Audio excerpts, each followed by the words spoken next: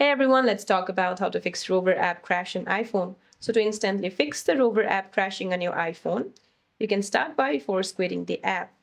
You see, when you open a Rover app and you find some kind of issue going on with the app, just swipe it up from the bottom of your screen, then swipe it up again to completely close it from your multitasking screen and then reopen it again.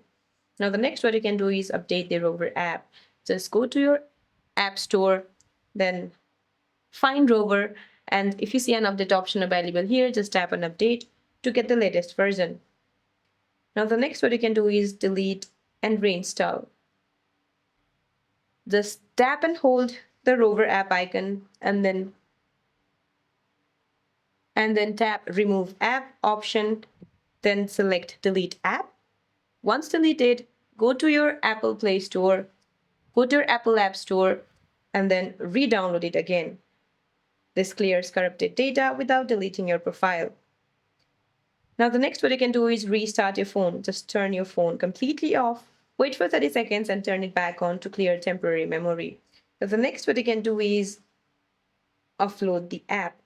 Just go to your iPhone settings, then go to general and then tap on iPhone storage and scroll down to find Rover. You can just simply search it in the search bar. Then tap offload app and then immediately reinstall it. So that's it for this video, guys. I hope this video is helpful. See you in my next one.